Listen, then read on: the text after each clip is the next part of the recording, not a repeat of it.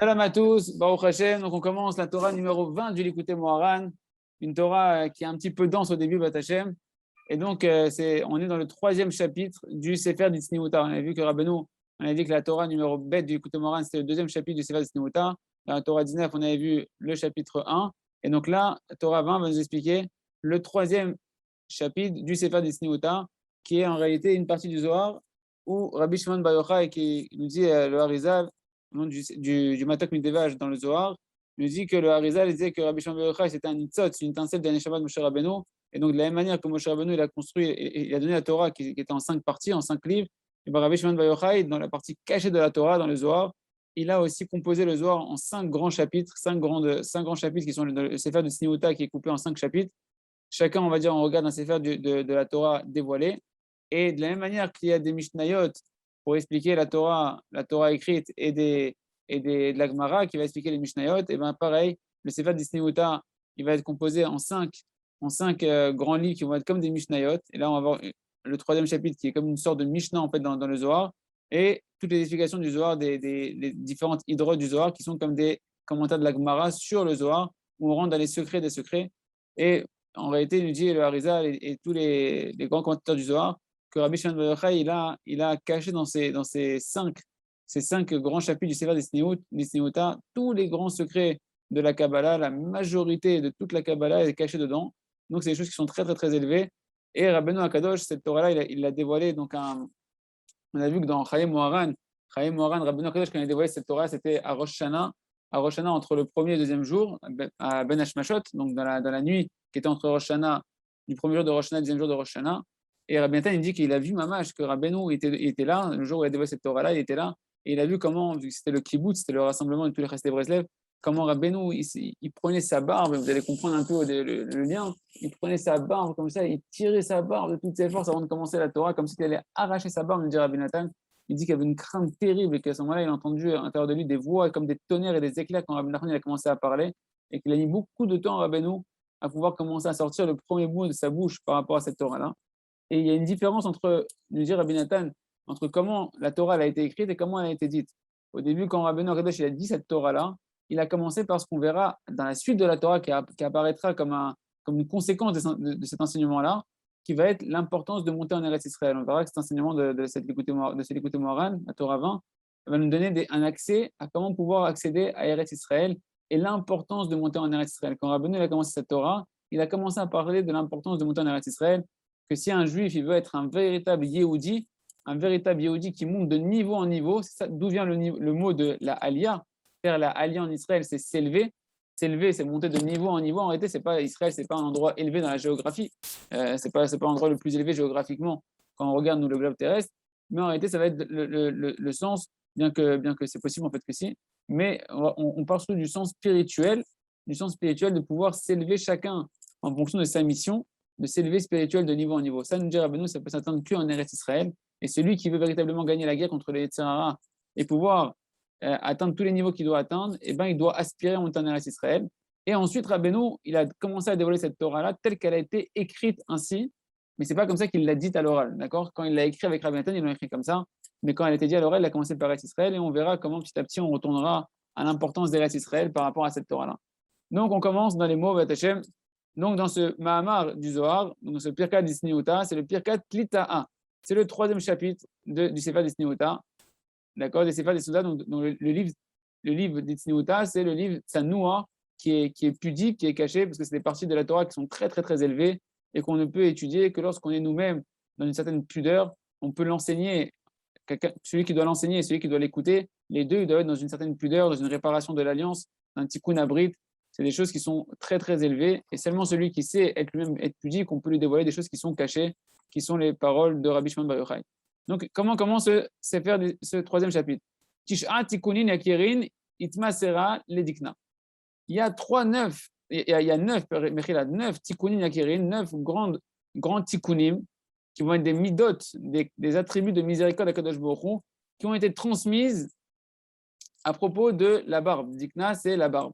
Alors, de comprendre qu'en réalité, une petite introduction, dans le niveau de Hatzilut, dans le monde de Hatzilut, il y a il y a 5 grands niveaux spirituels, 5 grands visages spirituels qu'on appelle, on avait déjà vu ça une première fois dans la Torah 19, on appelle ça Arechanpin qui va représenter le Keter, la couronne. Il va y avoir Abba et Ima qui représentent Chokma et Bina. Il va y avoir le Zeranpin, le petit visage, qui lui va représenter en réalité toutes les sphirotes qui sont de Chesed, Gvura, Tiferet, Netzar, Od et Sod. Et il y aura Nukva qui sera Malchut. Or, nous dit ici, c'est un peu technique, c'est la marche du Zohar, mais c'est important pour comprendre un petit peu juste ce qui est marqué ici, qu'en réalité, dans le Arechanpin, donc dans le niveau le plus élevé du Olam HaAtzilut, là-bas, en réalité, Akadosh Baruch Hu, il y a 13 attributs de miséricorde d'Akadosh Baruch Hu que Moshe Rabbeinu a dévoilé après la faute du Vaudor, après avoir prié pour annuler la faute du Vaudor. Moshe a mérité de faire dévoiler 13 attributs de miséricorde d'Hachem qu'on dit à chaque fois qu'on fait le vidouille, qui sont Vayavor Hachem Abana, quand on dit Hachem, Kel Rachum Vechanoun, Erech Apayim, Rav Chesed Vehemet, Nosé Chesed Lafim, Nosé Avon, Nafesha Vechatav Nake, tous ces 13 attributs de miséricorde, ils brillent dans le niveau élevé qui sont le Arechanpin du Olam HaAtzilut. D'accord? Et maintenant, on nous dit que et donc, ces 13 niveaux vont être 13 points lumineux, comme 13 points lumineux dans la barbe du visage céleste de Arechanpin, qui est le grand visage du Olam HaAtzilut. C'est des points lumineux sur le visage, mais pas le visage, notre visage à nous, mais un visage céleste au niveau spirituel. Donc, on parle ici de monde spirituel par lequel Hachem déverse sa miséricorde sur nous et se manifeste dans sa miséricorde sur nous. Et maintenant, cette barbe-là, ce zakan qui représente la miséricorde d'Hachem dans le niveau de Arechanpin de Hatzilut, eh ben, il y a une transmission qui va se faire avec, c'est ce qui est marqué ici, Tisha Tikunin Yakirin, Masra et Dikna, 9 mesures de miséricorde vont être transmises cette fois-ci au Zeranpin, donc c'est le niveau où il y a Chesed, Gvura, Tiferet, Tsar, Od et Sod, Yesod, du monde de la Hatzilut, de Zeranpin, du petit visage. Et là-bas, ça ne va plus être les mêmes attributs de miséricorde qu'on connaît, qu'on a cités, ça va être d'autres, ça va être ceux que Moshe a dévoilés auprès d'Hachem après la faute des explorateurs. Là, c'est ceux qu'on dit quand on dit Hachem, El Chapayim, Rav Chesed, Nosé Avon, Ofesha, Venake, Lo Yenake, Poked Avon, Avod Albanim, Al Shileshim, Val Beribeim. Là-bas, il y a 9 compositions de midot de miséricorde à Kadosh Baruch Hu, et c'est ces 9 lumières de miséricorde, nous dit le Zohar, qui ont été transmises donc depuis Arechanpin à Zeranpin dans le monde de la Hatzilut. C'est assez mystique, mais c'est juste pour comprendre un tout petit peu ce qui était marqué ici. Et donc, en fait, là, ce qu'on va voir, c'est la description du visage, une description des points de la barbe sur le visage, et qui sont en fait ces attributs de miséricorde à Kadosh Baruch Hu qui ont été transmis justement au petit visage qu'on appelle Zeranpin du monde de la Hatzilut. Et donc, on va les voir ensemble un à un. Donc, il nous dit, premier, le Zohar continue, il dit Eilaha v'ikara ishtekach ve'ugnazaya yakira. Toute chose qui est très cachée et qui n'a pas été dévoilée, c'est parce qu'en réalité se trouve à l'intérieur de ça des choses très précieuses, très élevées, des trésors que l'on va cacher. Pourquoi on nous dit ça? Pourquoi on nous dit ça, Rabbi Shimon Bar Yochai? Parce que la barbe, là, ici on est en train de faire référence à 13 points lumineux dans la barbe, ou ici plutôt à 9 points lumineux dans la barbe, dans une sorte de barbe céleste, d'accord? Et en réalité, dans la Torah, à chaque fois qu'on a parlé d'Akadosh Baruch Hu au niveau corporel, quand on a donné des images du visage d'Hachem, on a parlé des yeux d'Hachem, on va voir dans la Torah apparaître les oreilles d'Hachem, on va voir apparaître le nez d'Hachem dans certains versets de la Torah, mais la barbe d'Hachem, ça n'apparaît jamais. Shlomo Amelech aussi dans Shir HaShirim, quand il donne des allusions, des images physiques entre le Ham Israël et Akadosh Baruch Hu, il ne parlera jamais de la barbe, même s'il parlera des joues, il ne parlera pas de la barbe. Donc c'est ce que nous dit ici le Zohar. Tout ce qui est quelque chose qui est caché, qui n'a pas été dévoilé, c'est-à-dire qu'on n'a pas parlé de la barbe d'Hachem, c'est quelque chose qui est resté caché dans les textes, et bien c'est parce que c'est quelque chose de très très très élevé, de très précieux, et c'est en l'occurrence ici on parle d'une miséricorde d'Hachem très élevée et très précieuse. Donc, Nimin al Nimin, Mikame Pitra de Unien Adresha de Puma. Donc là on va voir déjà le premier tikkun, on a dit il y a 9 tikkunim, d'accord, dans la barbe. Le premier tikkun, c'est en réalité, c'est ce qui va les poils qui vont venir sur les poils, les cheveux qui vont venir sur les poils, qui vont aller du lobe de l'oreille, enfin là où il y a l'orifice de l'oreille, jusqu'à l'angle de la bouche. D'accord? Nimin al nimin, mikame pitra deonin, adresha des pumas, donc jusqu'aux tous les poils qui se trouvent ici en réalité. D'accord? Mais ce n'est pas sur l'homme, c'est au niveau spirituel et ça représente le premier tikkun, le premier des 9 tikkuns. C'est un peu technique, accrochez-vous, après ça sera un peu plus light, un peu plus compréhensible. Ensuite, nous dit le Rabbi Shimon Bar Yochai. Mais Recha, Haïle Recha, Achora. Ensuite, il va avoir les poils qui vont être autour de la bouche, qui vont aller d'un côté de la bouche, d'une extrémité de la bouche à l'autre extrémité de la bouche, les Recha, Achora, jusqu'au deuxième côté. Donc, c'est-à-dire tous les poils qui vont entourer la bouche, la moustache et l'espèce de petit bout qui est ici, les poils qui sont juste en dessous. Ça va être le deuxième tikkun. Et je t'ai mitrot dren nugvin, araha malia, della et trazia. Et on va trouver entre les deux orifices du nez, on va trouver un petit passage, un petit chemin ici, qui est vide normalement, où il n'y a pas forcément des cheveux, mais des fois il est recouvert par des cheveux, et du coup, on ne le voit plus. Ça représente le troisième tikkun des midot de Mizakot Kadosh Baruch Hu, que nous dévoile Rabbi Shimon Bar Yochai. Ensuite, il nous dit in itrafian mehai gisa ou mehai gisa. On va avoir ensuite l'endroit où les joues elles sont recouvertes de poils à droite et à gauche. Beho itrazan tapuchin sumakin kevarda. Et au-dessus de là, on verra les joues qui vont être vides de poils, d'accord, qui sont comme des espèces qui vont être rougeâtres, avec une couleur rougeâtre, comme les pommes, comme des pommes rouges, ou bien comme des roses, nous dit le Zohar Kadosh. Tout ça, c'est des points lumineux du visage qui représentent en réalité de la Mizakot Kadosh Baruch Hu, d'où l'importance aussi pour nous, les hommes du Ham Israël, de garder la barbe, parce que c'est un match, c'est en référence, on a été créé à l'image d'Hachem, et la barbe fait référence à la miséricorde d'Hachem, et attire sur l'homme la miséricorde d'Hachem. Bechad Chuta Talia ou Kamin Tekifin Ad Chedvoy Sivan Tumake Kevarda. Ken. Itpanun Misea. Alors, il nous dit ici ensuite, on va avoir, okay. Ça, on a dit, on va avoir ici un espèce de fil quand on récupère tous les poils de la barbe, tous les poils ils vont se réunir ici de la barbe, et il va avoir les poils ici très noirs, même quand la barbe elle blanchit en général, il y a les poils ici qui restent, qui ont du mal à blanchir et qui restent noirs ici, et qui vont descendre jusqu'à la poitrine. D'accord? Donc ça va être encore un autre tikkun. Sivan Tsumake, donc il y aura ensuite les lèvres elles-mêmes. Siva Tsumake, c'est les lèvres elles-mêmes, qui elles sont rouges comme des roses, on dit le Zohar, et qui sont elles vides de cheveux. Ça encore, c'est un autre tikkun. Zeherin Nartin Bigrona Umchapian Kedala. Il y aura ensuite des petits cheveux et des grands cheveux qui vont descendre du côté de la gorge, d'accord, et qui poussent au niveau de la gorge. C'est Roktanot Sheordim, donc les petits cheveux qui poussent au niveau de la gorge. Umchapian Kedala, et qui vont recouvrir la gorge en regard de la nuque. D'accord. Ravrevin, Uzerin, Nartin, Bishkola. On aura d'autres poils qui vont être longs et courts, qui vont descendre de manière équitable, de manière égale. Ilan Ishtekar, Giba, Vetakif. Donc, finit ce troisième chapitre du Sefer des Sinusata en disant, et donc la moitié de l'épaisseur de la barbe d'en bas, qui va être du côté du corps, donc toute la barbe qui regarde en fait le corps, pas celle qui est à l'extérieur, mais la moitié qui regarde le corps, intérieur de la barbe. Be'elu nimtza gibor vetakif, dans ces tikkunim-là, eh ben, en réalité, la barbe céleste, elle aura toute sa force et sa puissance. D'accord? Comment on le traduit ici? Il dit ici, je vérifie ça. Il nous dit avec ces 9 tikkunim-là, qui sont donc ces 9 points lumineux du visage de Zeher Anpin, du petit visage du monde de la Hatzilut, ainsi il prend toute sa force et sa puissance.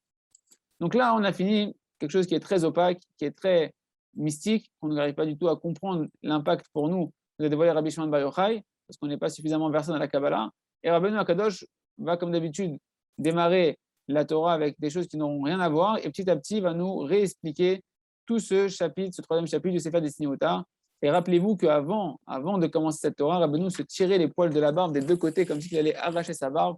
Et donc, on comprend un tout petit peu déjà qu'il y a un lien avec la barbe céleste du Zeher Anpin, du monde de la Hatzilut. Donc, on commence dans les mots. Maintenant, comment Rabbeinu va commencer à nous donner ses enseignements. Donc, on commence Ot Aleph. Da sheyesh neshama ba'olam, she'al yadan yitgale be'urei u'perusha Torah, ve'hi mesubelet be'isurin. Il dit Rabbeinu Akadosh, sache qu'il y a une neshama, une âme dans chaque génération, que par cette neshama-là va se dévoiler toutes les explications de la Torah Akdosha. Et cette âme-là, elle est constamment en train de souffrir dans des grandes souffrances.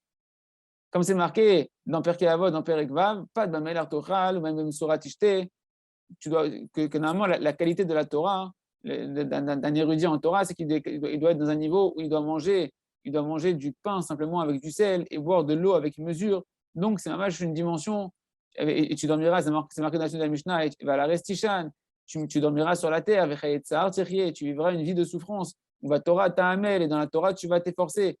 Et tout ça, c'est des niveaux que nous, on est très, très, très loin de ces souffrances-là dans l'étude de la Torah. Nous, on étudie dans le kiff, Baruch Hashem, on a le masgan, on a la lumière, le café, le croissant, etc. Tranquillement, mamash, dans tout le confort qu'il y a.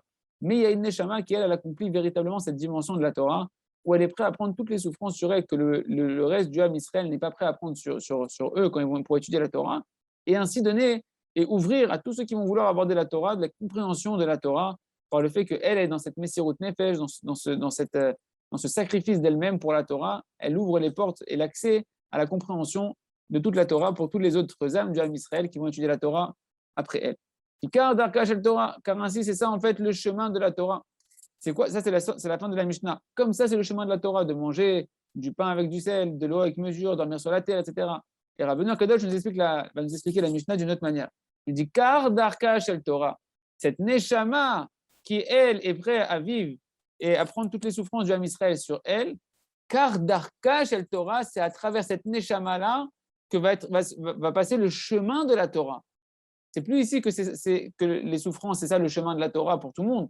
C'est que grâce au fait qu'il y a une neshama qui étudie la Torah dans les souffrances, qui le fait par amour, parce qu'elle a envie de le faire pour l'Am Israël, pour éviter les souffrances de l'Am Israël, et ben elle-même, cette neshama, elle devient le chemin de la Torah, elle devient le conduit de la Torah, le canal de la Torah. Cette neshama va être le canal d'accès pour toutes les âmes du Ham Israël pour pouvoir s'abreuver de la Torah et comprendre la Torah sans forcément avoir besoin de traverser toutes ces souffrances-là qui sont normalement un accès à la Torah. C'est marqué normalement que Zot Torah Adam Kiamut Baoel, voici la Torah, l'accès de la Torah, Zot Torah Adam Kiamut Baoel. La Torah doit s'accéder lorsqu'un homme il est prêt à mourir dans les tentes de la Torah, il est prêt à se sacrifier dans les tentes de la Torah. On n'est pas à ce niveau-là, mais vu qu'il y a une neshama dans chaque génération qui est de ce niveau-là, et ben elle devient le chemin de la Torah, le canal de la Torah. Et nous, on étudie tous la Torah tranquillement dans notre confort, grâce à un tzaddik, grâce à une neshama d'un tzaddik qui lui prend toutes les souffrances sur lui et nous ouvre les portes de la compréhension de la Torah. Donc tous les commentateurs de la Torah, ils reçoivent leur vitalité et donc leur compréhension de la Torah par cette neshama-là qui prend toutes ces souffrances sur elle. Et Rabbeinu va nous expliquer comment en réalité elle mérite cette neshama de pouvoir accéder à toutes les compréhensions de la Torah et les déverser après à tous ceux qui vont vouloir étudier la Torah. Et cette neshama-là, en réalité, toutes ces paroles de Torah qui vont sortir d'elle, elles vont sortir avec une ferveur et un feu, un enflammement extraordinaire, un désir extraordinaire, comme des braises ardentes qui sortent de sa bouche. Il nous dit, Rabbeinu, qui ievcha les kabel v'lishov et la Torah et la mishet barav esh. Car ne peut venir recevoir et puiser des eaux de la Torah seulement celui dont les paroles vont être comme des braises de feu ardent. Biprinat, alo kodvari kaesh, comme c'est marqué dans le prophète Jérémie, qu'Hachem, il a dit à travers le prophète Yermia, il a dit, n'est-ce pas que ma parole, elle est comme du feu.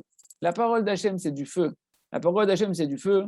Et donc, ainsi, et là, on comprend le lien avec la Torah numéro 19, parce qu'on avait dit que le Lashon HaKodesh, le Shlemut Lashon HaKodesh, la perfection de la langue sainte par laquelle Dieu a créé le monde, qui est la Torah, eh ben, elle pouvait venir combattre le feu étranger de la débauche, puisque la parole d'Hachem elle-même est du feu, elle peut combattre le feu par le feu. En tout cas, la parole d'Hachem est du feu, et donc celui qui veut accéder aux explications de la Torah, il doit être dans une ferveur et dans un feu de la Torah, et ça va lui permettre ainsi de pouvoir puiser des eaux de la Torah. Et donc cette neshama-là, de qui on reçoit tous les biurim de la Torah, c'est une neshama de feu. C'est une neshama de feu ardente, comme Rabbeinu Akadosh, du feu mamash, du feu qui lui permet d'être dans le feu d'Hachem, dans la parole de feu d'Hachem, et de pouvoir accéder à toute la Torah et de donner après à ceux qui vont chercher à étudier la Torah avec ferveur, avec feu aussi, de pouvoir puiser en elle les compréhensions de la Torah. Nous dit Rabbeinu Akadosh, il nous dit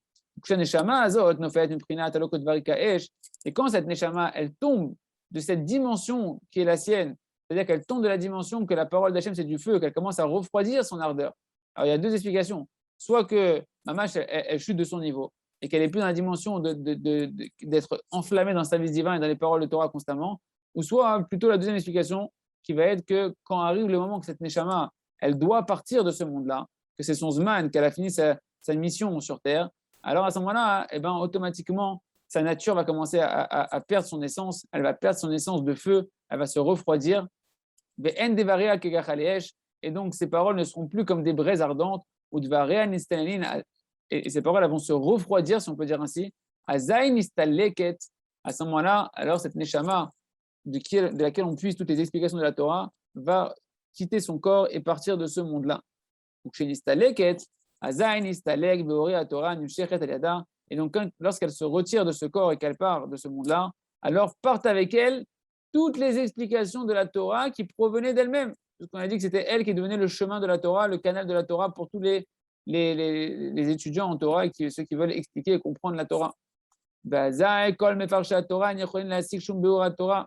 Et donc, à ce moment-là, tous les commentateurs de la Torah, ils n'arrivent plus à puiser les compréhensions de la Torah qui proviennent de cette Neshama, puisque cette Neshama est partie. Et c'est la cause du fait que va se réveiller après des disputes et des discordes et des marloquettes entre les tzadikim. Pourquoi il y a des marloquettes dans le monde? C'est parce que justement, les explications de la Torah ne sont plus claires, elles sont loin de la portée de chacun, et donc il y a des controverses sur la manière de comprendre le message véritable de la Torah, qui a bi'ur ou terutz al kushot umrivot. Parce que l'explication, c'est elle qui est la réponse à toutes les questions, aux interrogations et aux disputes dans l'étude de la Torah qu'il peut y avoir dans la compréhension des textes. Quand on a des explications, c'est clair, tout le monde accepte. Mais s'il n'y a pas d'explication, alors la discorde et les divergences d'opinion apparaissent. Donc le Rav nous dit, toute la marloquette, le Rav Arush nous écrit que toute la marloquette, la controverse, c'est juste la conséquence d'un manque de compréhension, qu'on n'arrive plus à comprendre les tzadikim. Et donc on peut être en controverse sur un tzadik parce qu'on ne comprend plus sa Torah et sa manière dont il vit sa Torah, parce qu'on n'a plus les explications qui vont avec. Par contre, lorsqu'il y a les biurim de la Torah, les explications de la Torah qui viennent de cette neshama du tzadik quand il est encore vivant, alors à ce moment-là, toutes les questions, elles peuvent se répondre d'elles-mêmes et on peut croire dans tous les tzadikim et on peut vivre en shalom avec tous les tzadikim. Par contre, lorsque cette neshama-là, elle se retire de ce monde-là, alors toutes les explications de la Torah, elles partent avec elle et c'est ce qui laisse place aux interrogations sur les tzadikim et on reste avec des questions sur lesquelles on n'arrive pas à trouver de réponse. Et donc, c'est ça que nous dit à propos de Myriam. C'est un verset qui est lié par rapport à Myriam. Je vais vous prendre le verset en entier, je l'ai ici, il me semble. C'est marqué est-ce que j'ai le verset ici en entier? Je vois 2 secondes. Ouais.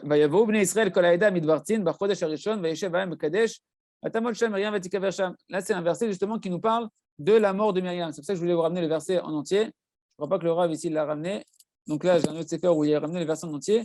Il y a marqué que les Israël, ils sont venus, toute l'assemblée d'Israël, ils sont venus à Midbar Tzin, dans le désert de Tzin, dans le premier mois. Et là-bas, le peuple s'est assis à Kadesh. Et là-bas est morte Myriam et elle a été enterrée là-bas. Or, Myriam ici, Rabbeinu Kadosh est en train de nous faire allusion que ce n'était pas Moshe Rabbeinu. Nous, on pense que c'était Moshe Rabbeinu, la Neshama de feu, duquel toutes les explications de la Torah elles venaient. Non. La Neshama, à l'époque du désert, de laquelle toutes les explications de la Torah, elles jaillissaient, c'est la Neshama de Myriam Anevia, la sœur de Moshe. La sœur de Moshe. C'est pour ça qu'on appelle, on avait grâce à Myriam, le Be'er Myriam, le puits d'eau de Myriam. Or, ce puits d'eau, c'est ce qu'on appelle Be'er Maim Chaim, un puits d'eau de vie, un puits d'eau de Torah, duquel on venait puiser de sa Neshama à Myriam, de la ferveur du feu qu'il y avait dans la Neshama de Myriam. Et bien, même Moshe Rabbeinu, il venait puiser de là-bas les explications de la Torah. Or là, on nous parle de la mort de Myriam pour nous parler de la mort. Midbar Tzin, c'est l'endroit où ils se sont trouvés au désert de Tzin. Le nom de l'endroit, il vient faire référence à tout ce qu'on est en train d'expliquer, que lorsque Myriam Hatzadek et Tanevia, elle est partie de ce monde-là, quand cette âme de feu, que toutes ces paroles elles sont comme des braises ardentes, elle est partie de ce monde-là et donc elle s'est refroidie de sa dimension. C'est ça qui est marqué ici, c'était le Midbar Tzin. Midbar, c'est l'un du mot Prinat Dibur, nous dit Rabbeinu. Chez Prinat Dibur, c'est la notion de la parole, des paroles de Torah. Et Tzin, ça vient du mot Metsunan, que se sont refroidies. Les paroles de la Torah qui sortaient de la Neshama de Myriam se sont refroidies par le fait qu'elle devait partir de ce monde-là. Et donc, lorsqu'elle s'est retirée de ce monde-là, chez Sham Meta Myriam, que c'est là-bas qu'elle est morte Myriam, à Midbar Tzin, dans le désert de Tzin, lorsque la parole s'est refroidie, d'accord? À ce moment-là, sont partis avec elle les explications de la Torah. Sont partis avec elle le Be'er Myriam, a disparu le puits d'eau de vie de Myriam, il n'y avait plus le puits d'eau jaillissante dans le désert, c'est-à-dire qu'il n'y avait plus ces explications de la Torah qui jaillissaient dans les Neshama de Myriam. Continue Rabbeinu, il dit, c'est pour ça qu'elle s'appelait aussi Myriam.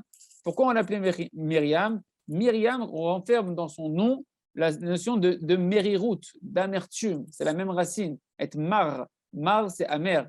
Amer en hébreu se dit mar, ça vient du mot Myriam. Myriam vient du mot mar, amertume, parce qu'elle était constamment dans des souffrances. C'est une neshama Myriam. On dit, il y a des chazal qui disent qu'elle était cholanine, qu'elle était constamment malade Myriam. Pourquoi elle était constamment malade? Parce qu'elle était dans la dimension de cette neshama qui prend sur elle toutes les souffrances, cette neshama qui est dans le feu de la Torah et qui est prête à prendre sur elle les souffrances pour pouvoir que le Ham Israël puisse étudier la Torah dans le confort et comprendre la Torah sans devoir passer par toute l'amertume qui va avec. Effectivement, c'est marqué que essentiellement la Torah orale est très amère. La Torah orale, le Talmud Babi est comparé à l'obscurité parce que c'est très très très compliqué quand on veut commencer à rentrer dans la Gemara, dans la compréhension du Gemara et de la Gemara et d'amener les halachot qui viennent de la Gemara. Combien on doit passer par des amertumes et des sensations de mort, on se sacrifie pour comprendre ces paroles qui sont très obscures avant qu'elles se mettent à s'ouvrir à nous et à pouvoir donner du sens et nous donner la lumière qu'elle renferme la Torah. C'est la notion de l'amertume que cette Neshama-là est prête à prendre sur elle sous forme de souffrance pour nous diminuer toutes les souffrances qu'on devrait recevoir par le fait que justement on veut étudier la Torah et que surtout par moment on délaisse la Torah.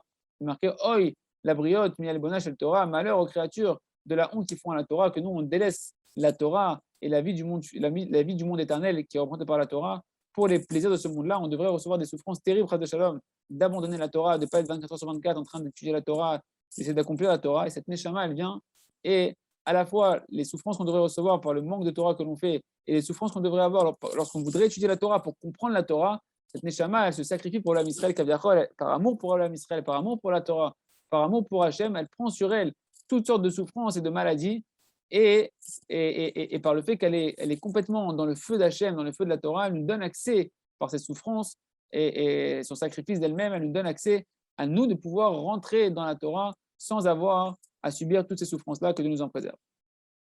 Et donc, c'est là-bas que Myriam elle est morte. Brinat Neshama Sovelet Mererut Ashibud de la Torah.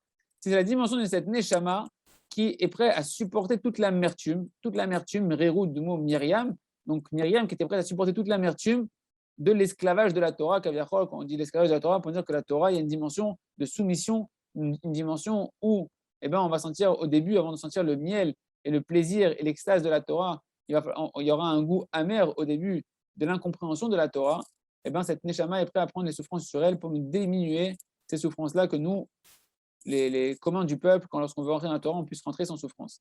Donc, lorsque les Israël sont partis dans le désert, ils avaient le rocher, un rocher qui marchait avec eux partout où ils allaient, et de ce rocher sortait le Be'er Maïm, le puits d'eau de Myriam, et tout ça, ça se passait grâce à Myriam, et ça représente donc en fait ce rocher venait représenter en réalité cette Torah jaillissante, cette eau de vie qui venait vitaliser l'homme Israël, les compréhensions de la Torah qui jaillissaient.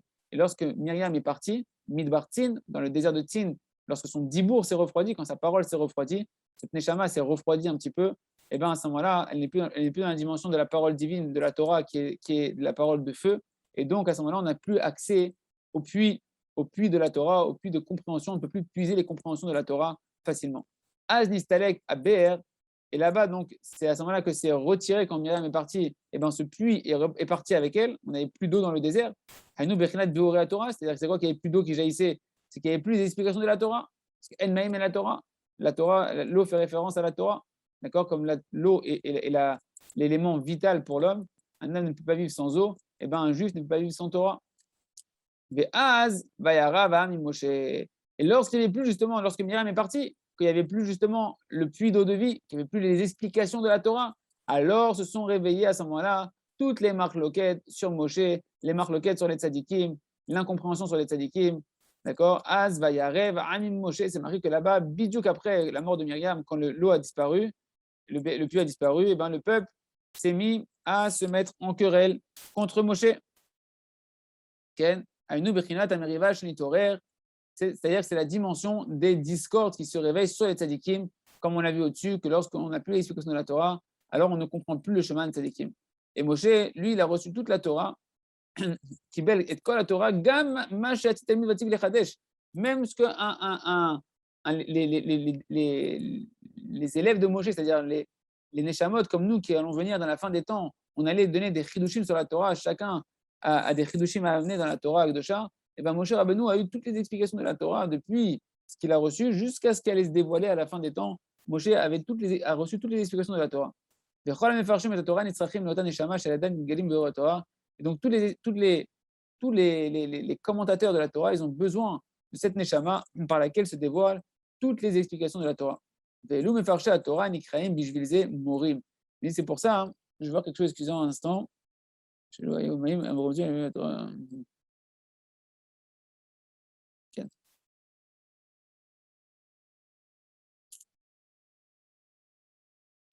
Donc il dit ici, c'est pour ça que les commentateurs de la Torah, ceux qui veulent comprendre la Torah, qui étudient la Torah, qui veulent comprendre la Torah, ils sont appelés morim.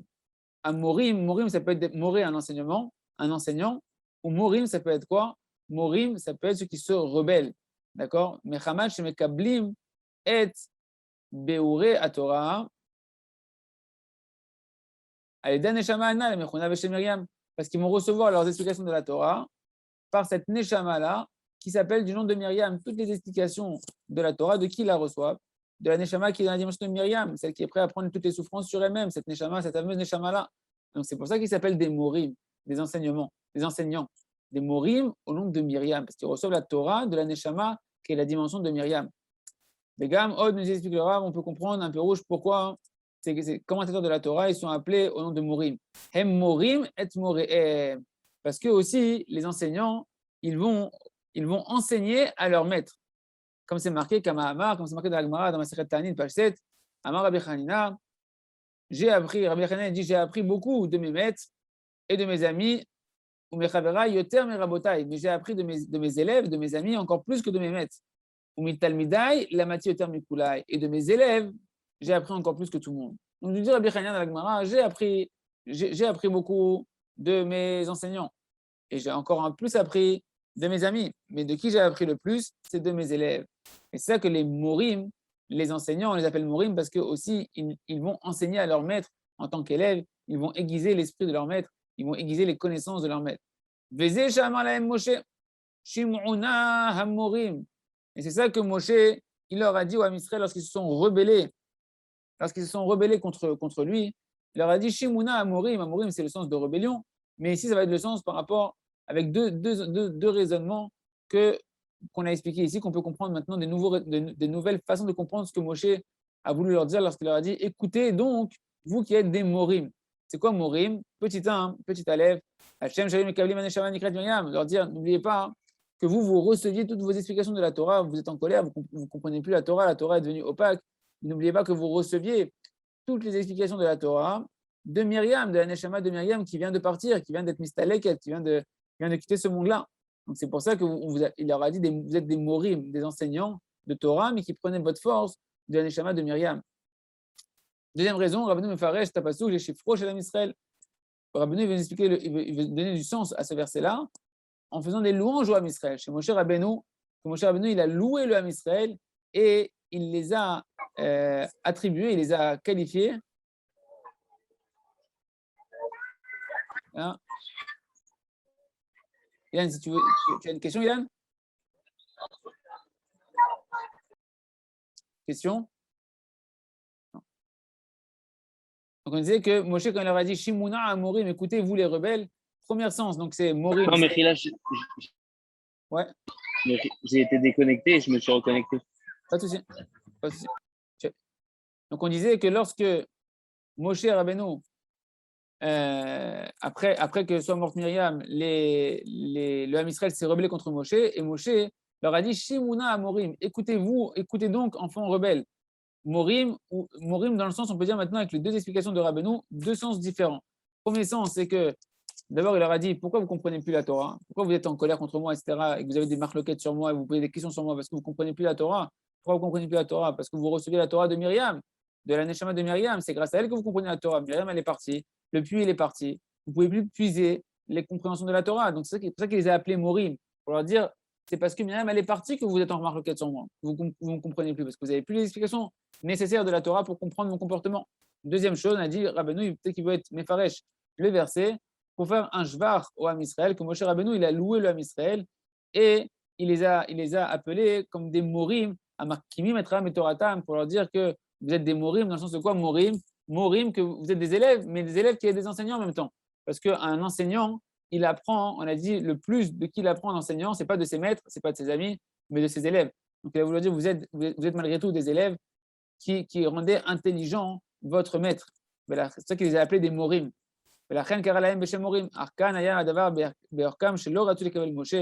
là, ici, Moshe, justement, il a voulu leur dire que là, vous êtes dans une position où vous ne voulez plus recevoir de moi.